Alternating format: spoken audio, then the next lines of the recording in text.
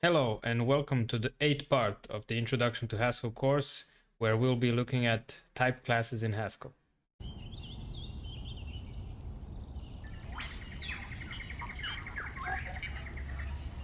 As we can think of types as collections of related values, we can think of type classes as collections of types that support the same methods. And methods here is just a fancy word for functions. So when we talk about type classes, then each type class has its own methods, or basically they are functions that are supported by each type that is an instance of that class. Okay, so today we will explore the basic Haskell type classes which are built into the language, and we'll go through each of them. These are the EQ, equality, numeric, ordered, integral, show, fractional, read, and enum. We'll start with the EQ class, which stands for equality, I guess, and it's a collection of equality types. So any type that is an instance of the EQ class supports the comparison methods: equality, which is equal, and inequality / equal.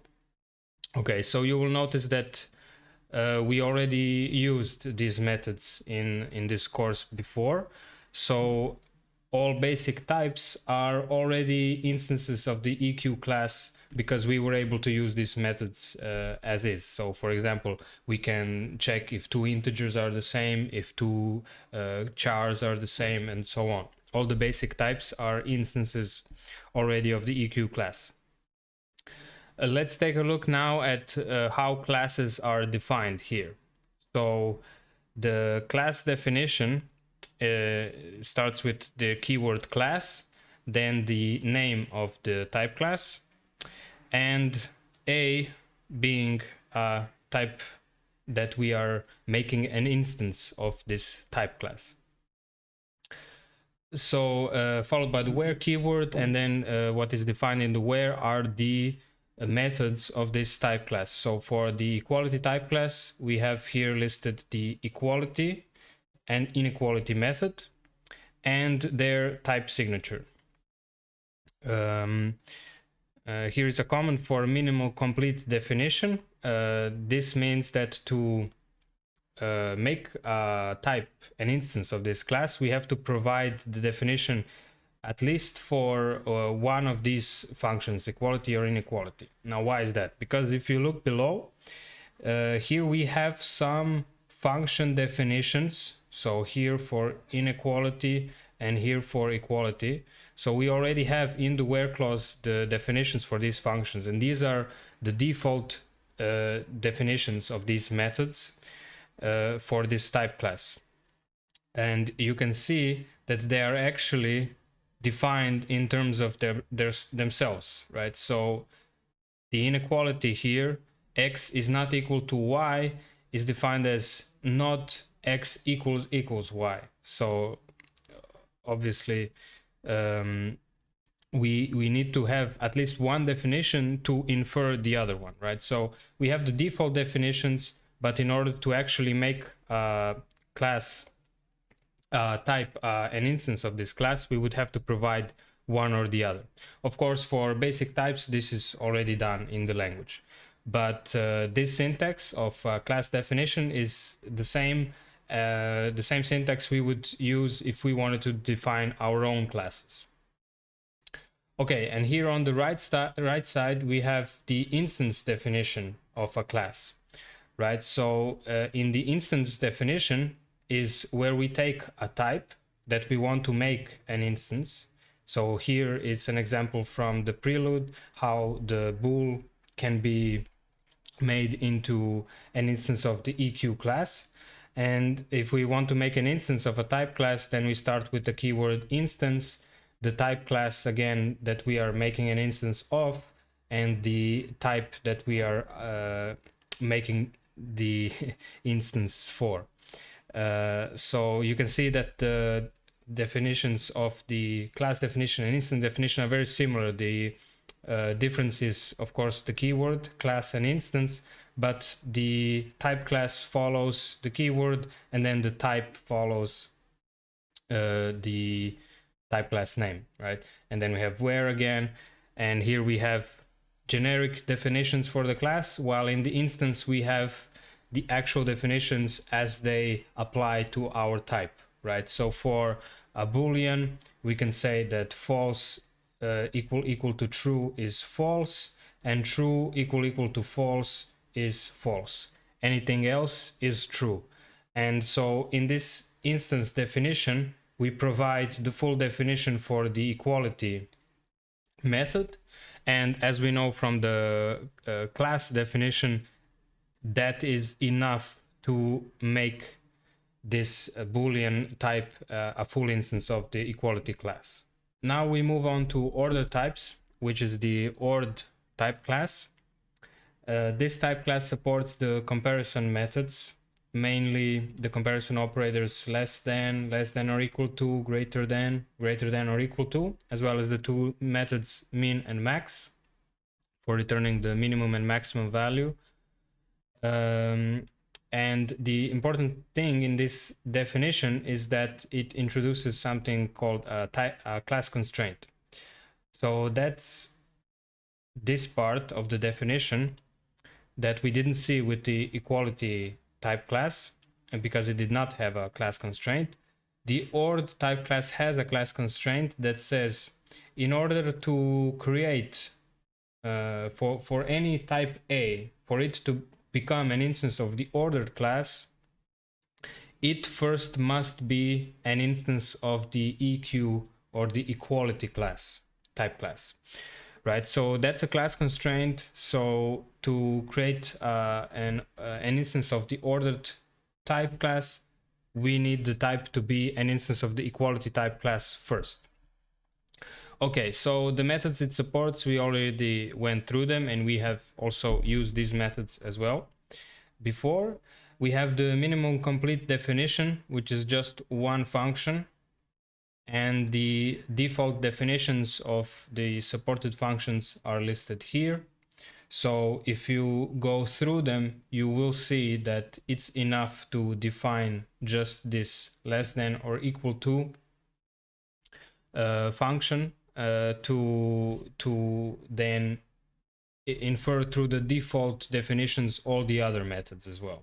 The show type class is a collection of showable types, so types that can be represented as strings, and we have encountered this in one of the katas where we had to create an instance of the show class for a type. And in general, the show class is very simple. It supports just one method, show, which takes a type that belongs to the show type class and returns a string representation of that type. And that's it. It's fairly simple, but sometimes very crucial. The read type class is a collection of readable types. So the read type class supports reading and conversion of string values to actual type values.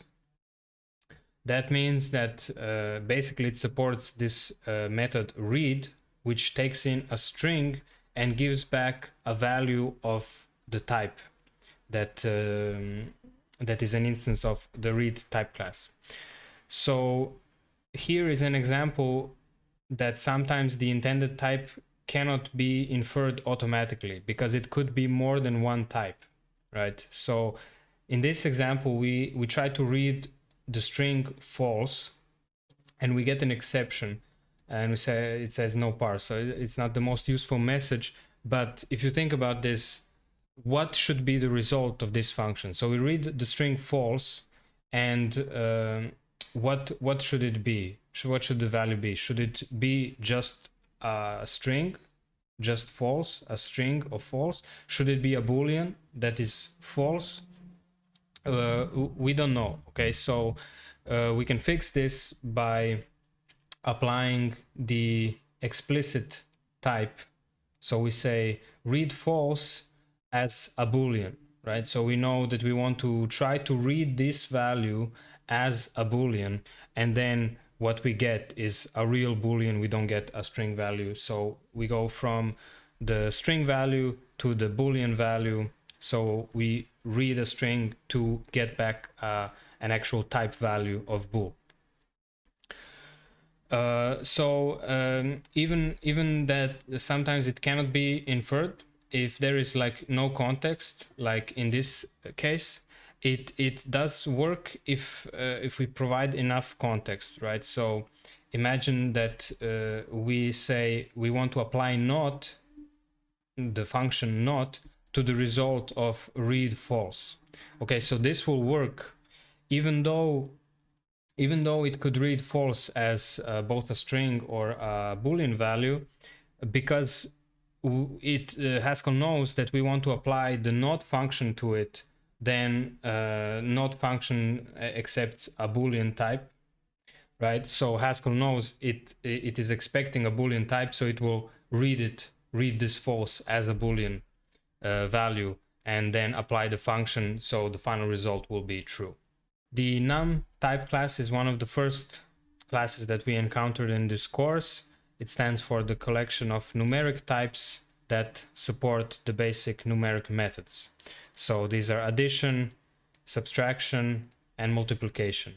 It also has some other methods: negate, absolute, and signum. So negate negates a number, absolute returns the absolute value of a number, and signum returns the sign of a number, -1 or 1 if it's negative or positive respectively.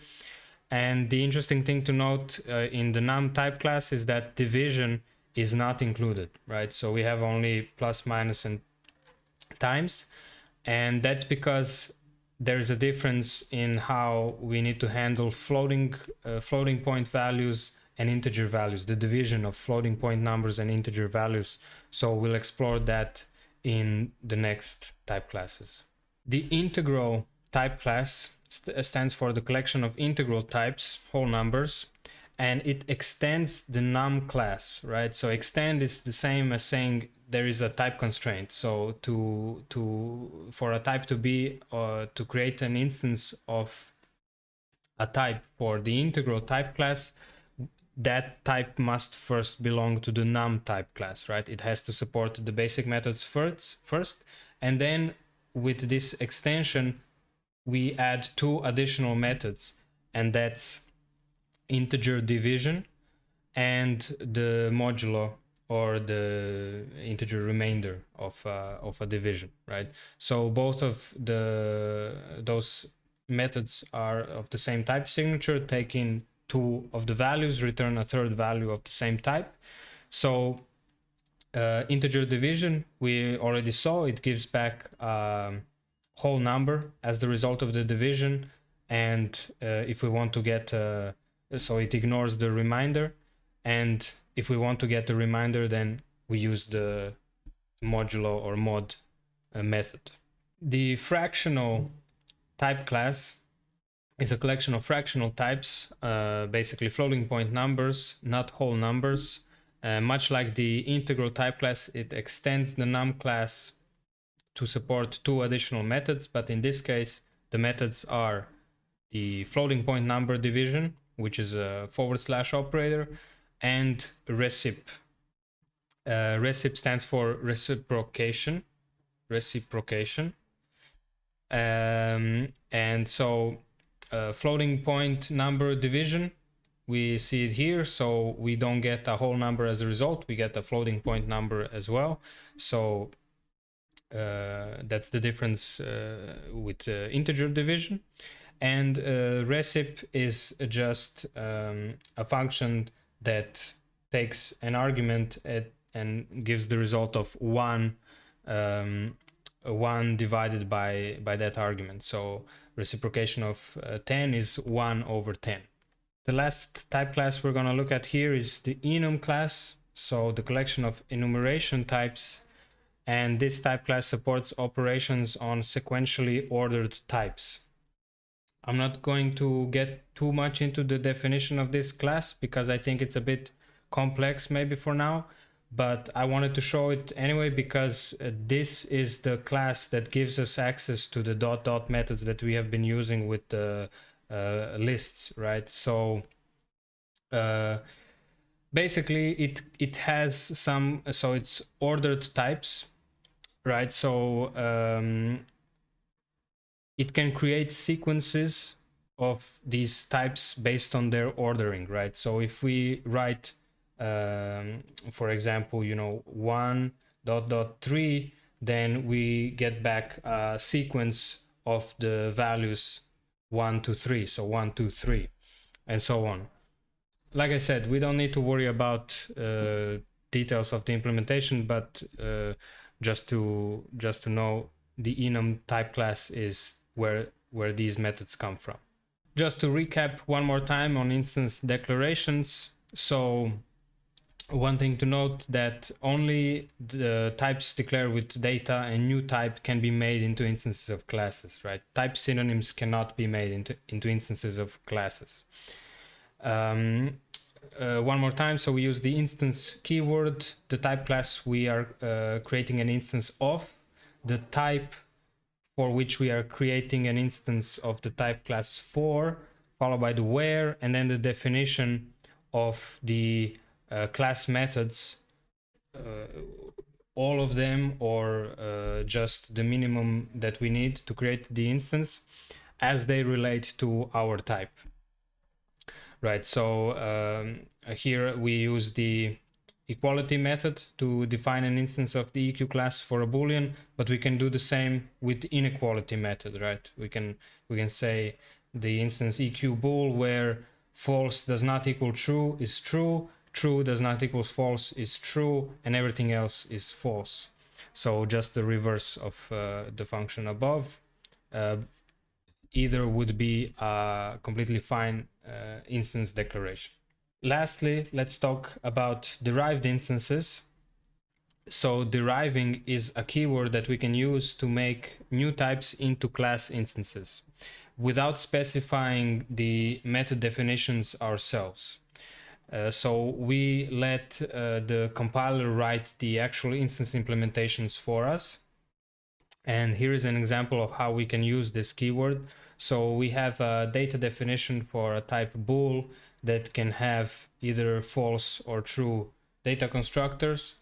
And we say that this type bool is deriving the following type classes: EQ, ORD, show, and read. Okay, if we write this, Haskell will automatically make the bool type into an instance of each of these classes, and it will make the type bool support all the methods of these type classes, right?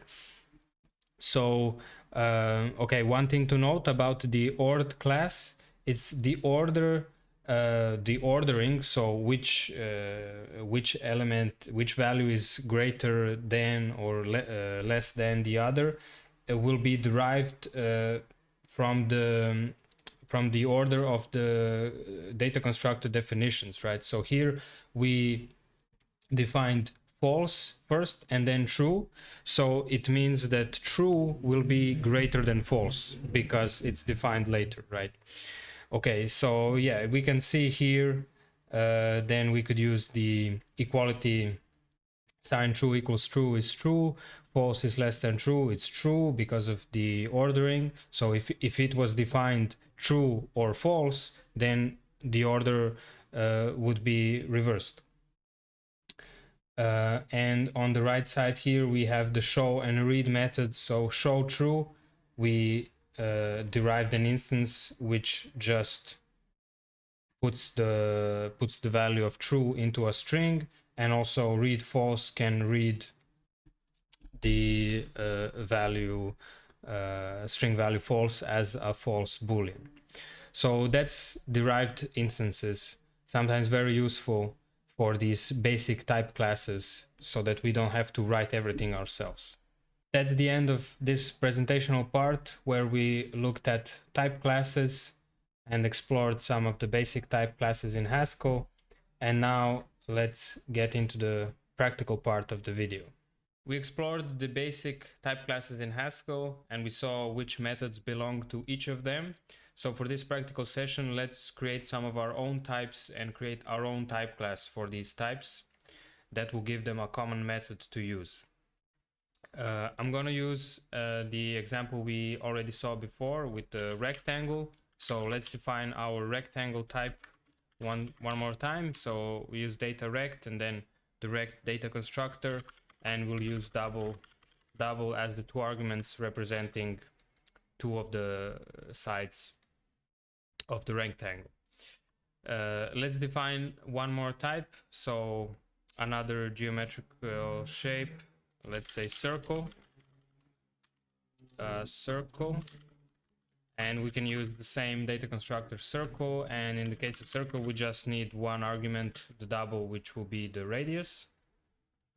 And now my IDE is saying I should use new type instead of data. So we saw in the last video that if we can use new type, we should, because it brings some performance benefits, and we can use it if the type has exactly one data constructor and exactly one argument for that constructor. So that's exactly the case here. So we can, instead of data, use new type circle and circle double, and it's exactly the same, but a little bit better. So let's define it that way. And okay, we have our two shape types. We can create instances of them as before. R can be, for example, rect 1, 2, and C will be a circle.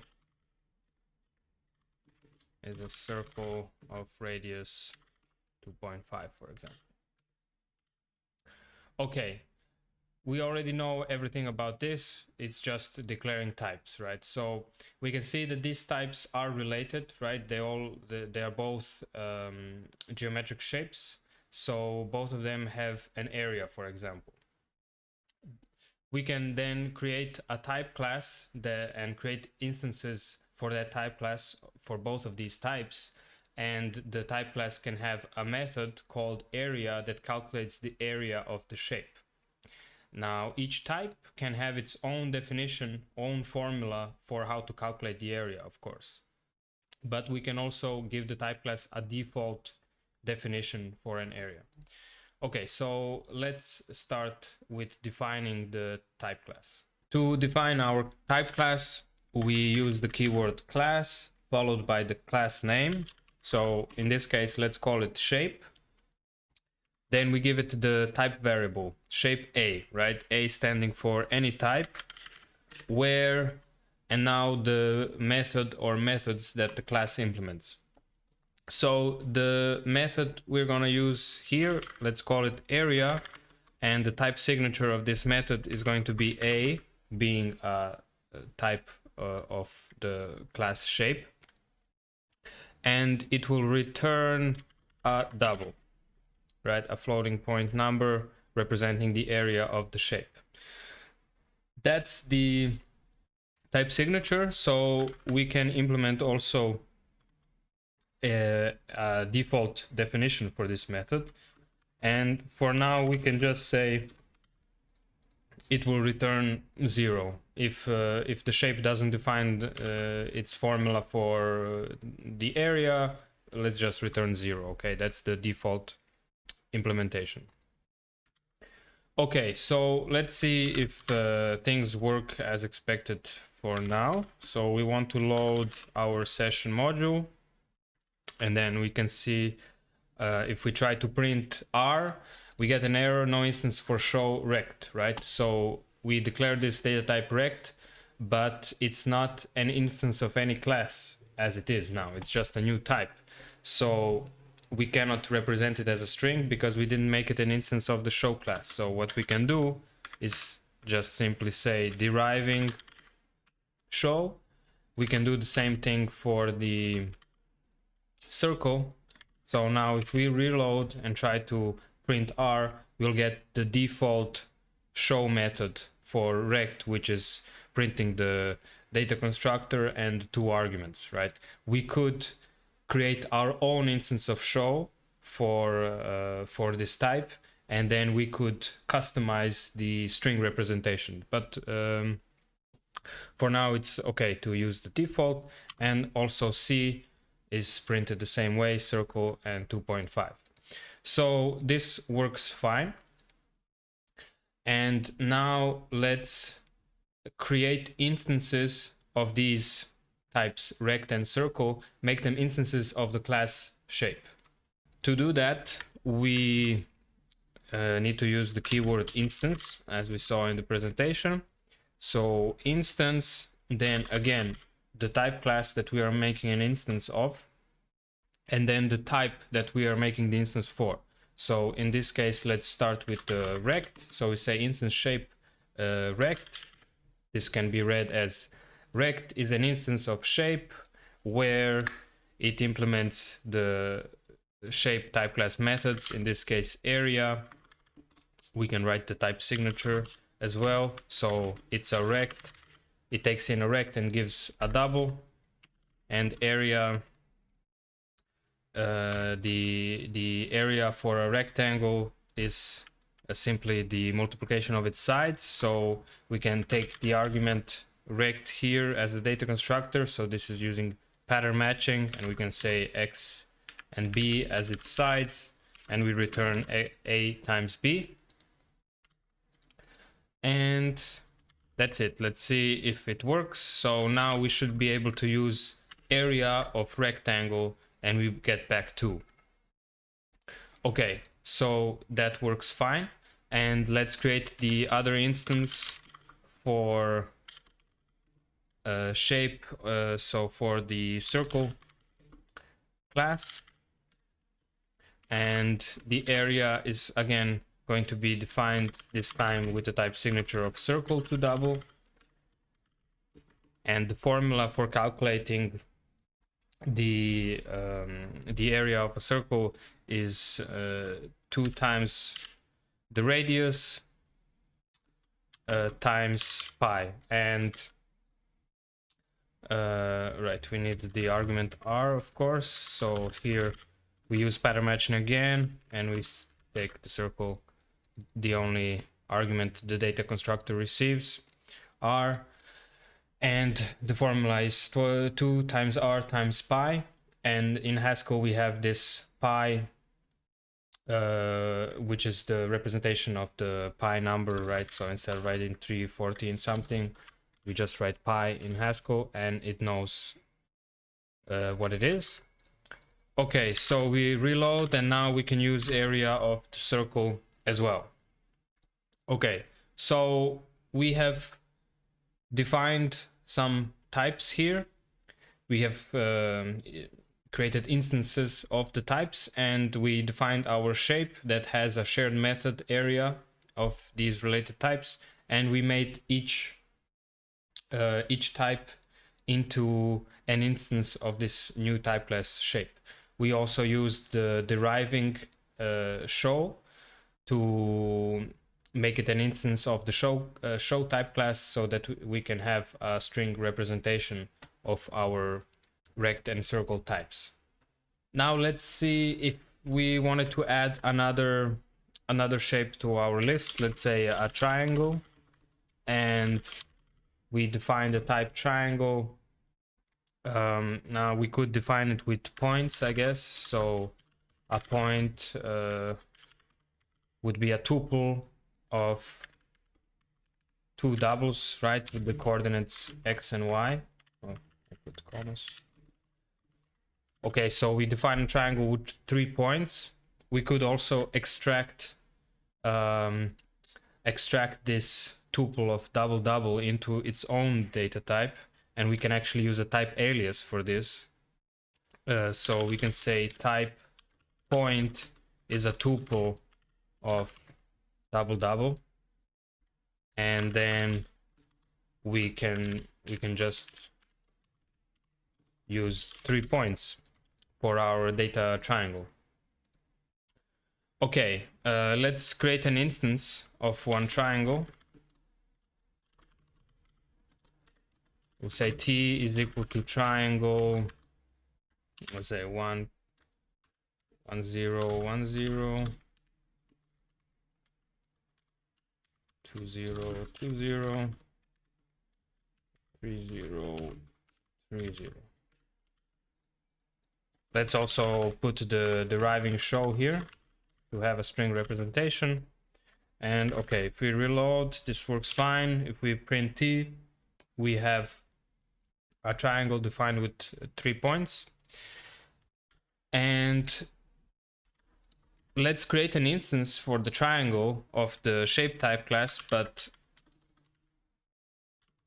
let's not actually define the triangle, the area method, right? So basically we would like to use where, but we don't want to say anything here. So we can actually create an instance like this. We just say instance shape triangle, which says triangle is an instance of the shape type class.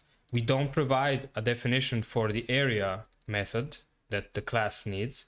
So in this case, the triangle type, when it comes to area, it will use just the default definition, right? So we reload this and then we say area of t, and we'll get back 0, right? Because that's the default definition. So it will just use that since we haven't given it a specific one. Okay, that's pretty much it, what I wanted to show you in this session with regards to creating your own type class and creating instances for it. And now let's get into the katas for this session to practice a bit more. For this session, I actually only found one kata that really fits. So this kata is called fraction, and we are provided with the class fraction, with the skeleton of this class, and we need to basically implement it. The class accepts two arguments, or the data constructor accepts the two arguments, numerator and denominator, and our task is to make this class string representable and also addable. So we need to implement the show method and the plus method while keeping the result in the minimum representation possible. Okay, so minimum representation possible, meaning that the number in the numerator and the denominator should be as small as possible. If they both have a common denominator, if they can be divided by a number, then they should be divided by that number to make them as small as possible. Okay, so the skeleton that we get is here. We have simply the module declaration, and then our type fraction has a data constructor of two integers, the numerator and the denominator, and we are given a function fraction that takes in two integers and creates a fraction type, a value of the fraction type. Okay, so we can start with this, and basically we could just do fraction. So the result of this function that accepts two integers, let's say x and y, is fraction x and y, right? Of course, we can use ETA reduction in this case, since we don't really need the x and y, right? So fraction is just the data constructor fraction. But since we are talking about the minimum possible representation, then we can do something better here, right? So if x and y both have a common denominator, then we should divide them by that, divide each of them by that denominator to keep them as small as possible, right? So what we actually want to do here, well, it's one way of solving this, right? I'm going to do the minimum representation right here in the fraction function. We could do the minimum representation here, but I think here makes a lot of sense. So anytime we create a fraction type using this fraction function, it will already be a minimum representation.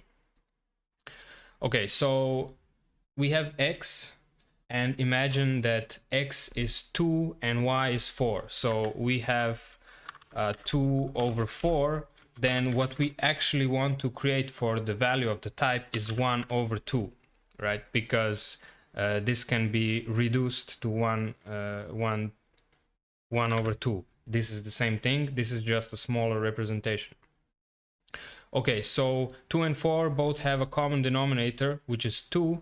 So we want to, so to get here, we divide 2 by 2, and we divide, or maybe we should use integer division here, and we divide 4 by 2, and then finally we get 2. So here we just want to use integer division with some number, let's call it g or gd,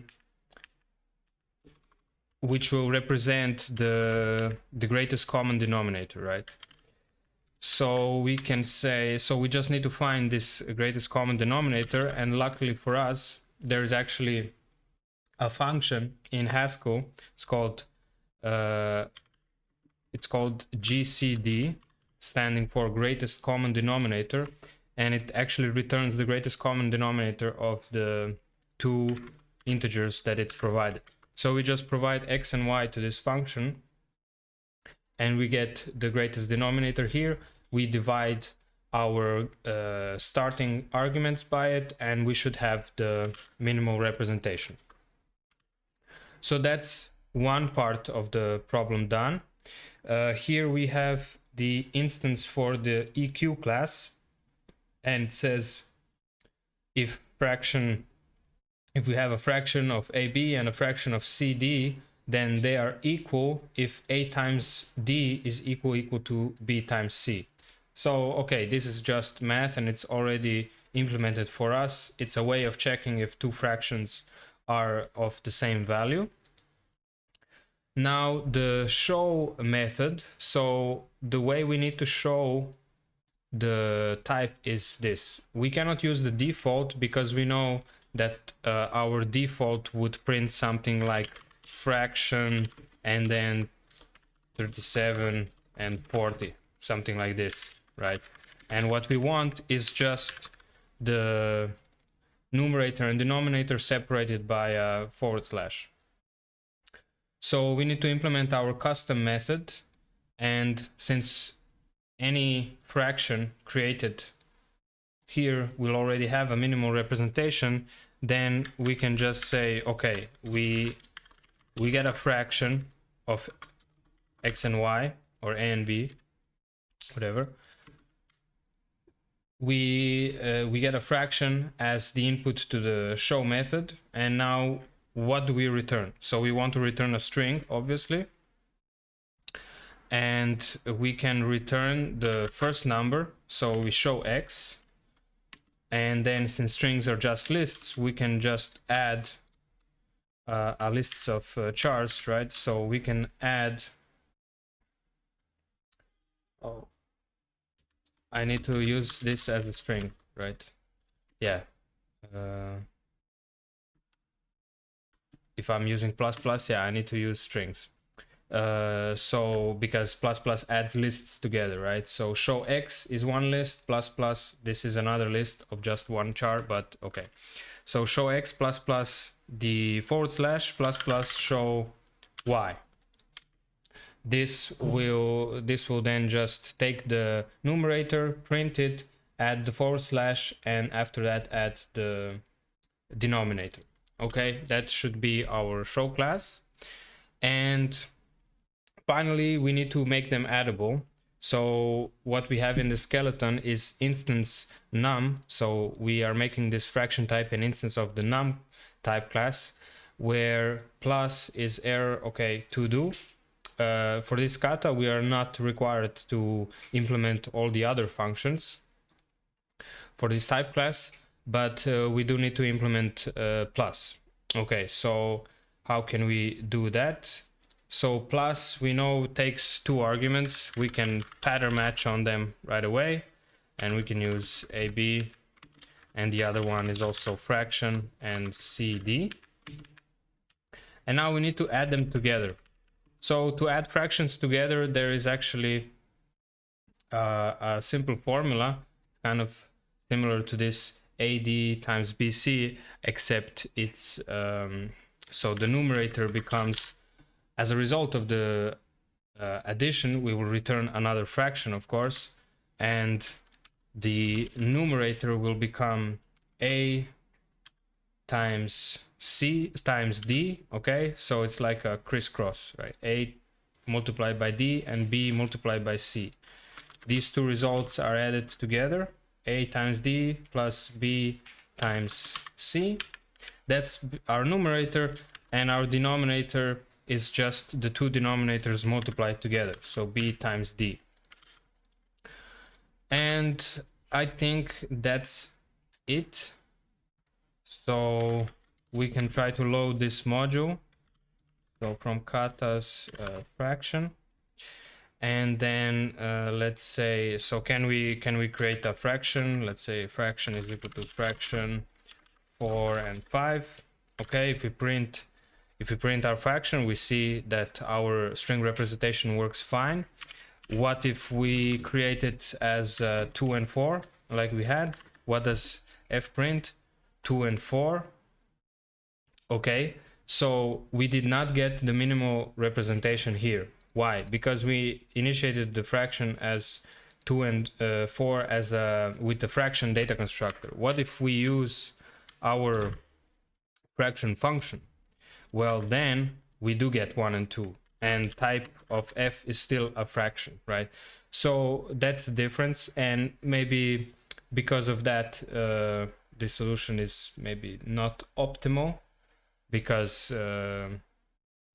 maybe just using the data constructor should result in the minimal representation, but it's a detail in any case.